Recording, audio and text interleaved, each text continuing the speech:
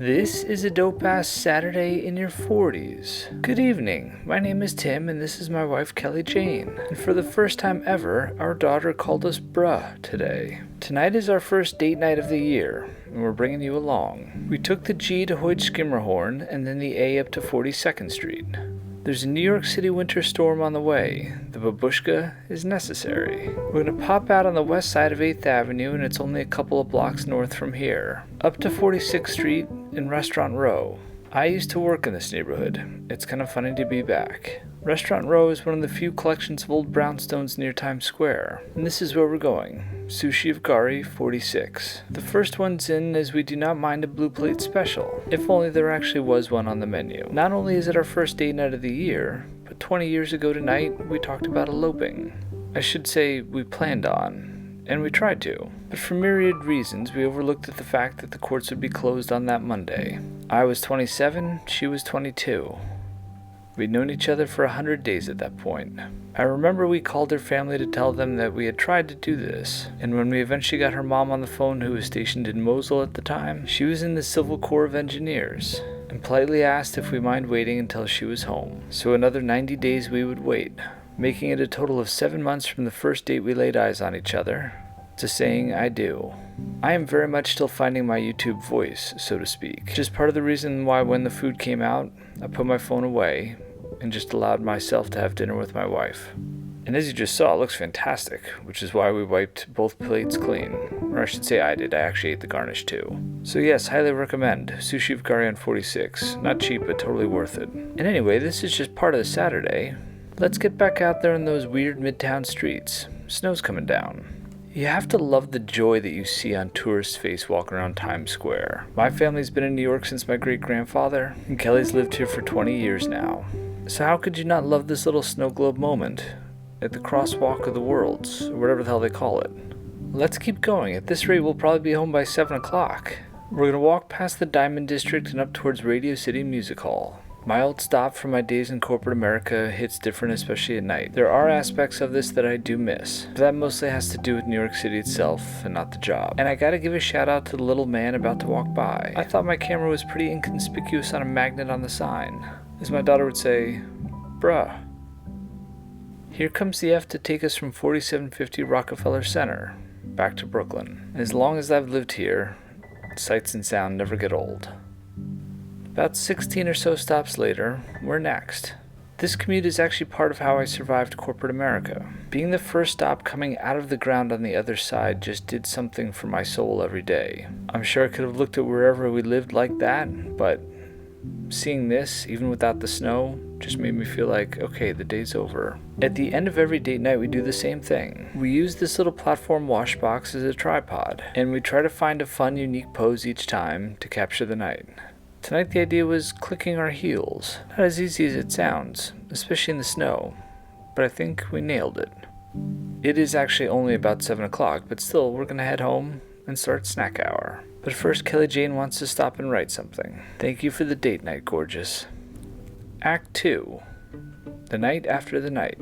Upon arrival, we find our 12-year-old playing Mario Kart with her babysitter. And since they're actually friends, the babysitter's going to stick around for a little bit and play a couple more games. I am in the process of trying to do way too many things at once, so I gotta get back to all the things. And even though I'm known for being a bit of a time-blocking whore, I'm easily distracted and can't help but look outside and say, wow, it's beautiful. How do I send a drone out there? I was quite surprised by this. I thought for sure I was going to crash it when it got stuck in the trees here, but it actually found its way through. I mean, honestly, this was pretty impressive. It's the DJI Neo.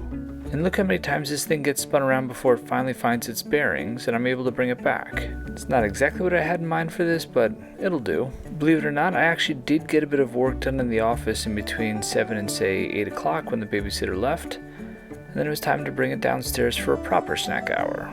Over dinner, I had asked Kelly, what's the number one thing that's changed about me since we got married? And she actually said it was snack hour. But we'll come back to that later. It's National Popcorn Day, everybody. I have a bit of an obsession that I cannot control. Here are some of my top picks. Good Health is my favorite base popcorn. It's very simple and plain, so you can layer on flavors like salt and pepper, or even something slightly different, a bit saltier like Skinny Pop. And then for a bit of a kick, the lesser evil Fiery Hot. Oh, and you can never go wrong throwing a little bit of the Himalayan pink sea salt too. too. This is very niche, but some popcorn bags need to be cut open and some can be ripped open. I think there's almost a fine art to the perfect corner so that it pours well into a cup. And don't judge me, I'm about to drop some on the floor and pick it up and eat it. At some point I need to tell you the story about the time I did that in the backyard and didn't realize it was covered in ants. It was a mess. Anywho, I allow myself one beer a night. Tonight's pick is Mylar Dust from Other Half Brewing. All those beers are from Other Half Brewing. An Imperial IPA in the cloudy stuff. It almost looks like it's grapefruit juice when it's poured. And then it's time to settle in. There's a podcast, 3 chapters of a book, and a brand piece that I need to edit. The best part about snack hour is when Kelly Jane comes in for refills. She's gonna grab a near beer, and then here comes my daughter. She was unimpressed by the fact that today was National Popcorn Day. She's more of a Tostitos kind of gal. But she's dying to stick a tape measure in the snow and see how much we got so far. The answer is not too much, but definitely accumulation. Now at this point of the night, I'm not quite sure if it's all the running or maybe something else that I ate, but I got the munchies real bad. But let's go back to the beginning of the day and maybe it'll make sense. The day started waking up to the TikTok ban, which was actually a huge inspiration to shooting this thing vertical today. Didn't quite have it figured out at 4:20 in the morning when I woke up, but I figured let's give this a shot. I'm pretty sure I could do a video like this in 16:9 at least 3 times a week. I had always struggled with YouTube with the whole thumbnail and title thing, but if I do it like this, it can be more free-flowing and I can tell you why I gave the finger to Adobe. In fact, there's a whole video about career learnings from having to negotiate with those MFers over the course of the last 13 years when I had to buy maybe 250 licenses per year from them. Anyway, as you can see, my head goes all over the place. Let's get the hell out of here and go for a run. And also the whole music thing on YouTube, that's very confusing to me too still. Like, what the hell can I use, what can I not use? And while I don't know YouTube inside and out, my gut tells me that no one else is doing vlogs like this. And that if I can get the rhythm and sequencing of these things down, this would be fun to do on a consistent basis. It's also a nice test of skill, like how well can I reframe this so that I actually get my head in the shot every time, because it's not easy going from vertical to this. But there's so much eye candy in my neighborhood, and still feeling fresh on the other side of having been in corporate America for 2 decades. What I see, how I shoot it, and how I tell stories is still very much in the early stages. There's segments and life lessons that can be thrown in here that I think could help a ton of people. I just gotta get better at the process, science, and workflow. All this was shot on a Sunday as noted, and as much as I wanted to turn this around yesterday, I had to dedicate myself to writing.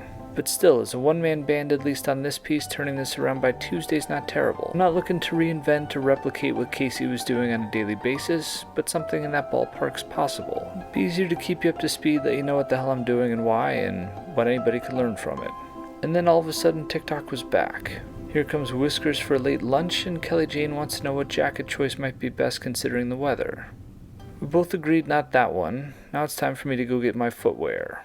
As they say in the corp world, we're still in the nascent stages here, where if I can sequence this out the right way, there's so much content to be made, even things like the sneaker tour. Anywho, we're gonna rock the Timberlands, and that's what we wore out on the date night. Which I guess doesn't fully explain why I had the munchies so bad, but it is getting late, it's probably close to 10 o'clock, let's start to shut down the house. You didn't see much of this here, but I did shoot the whole thing in both vertical and horizontal. Not that that really matters, but people do like the process and how the hell do you make the sausage. Regardless, I'm gonna toast the day because I always do. I've said it over 2,000 times in TikToks, and you'll hear me say it hopefully thousands of times here too. I mean, how fun is all of this? And the idea that if I'm lucky I get to wake up tomorrow morning and do it all over again? But there's an entire reintroduction that's in there as well. For today's episode, I just wanted to try one where it's entirely voiceover. I'm trying to very much be in the mindset of just go make stuff, learn from it, and then make some more stuff. And it's going to be so interesting to see if this longer version of my TikTok actually performs well, where I loop it around and the whole thing starts again with,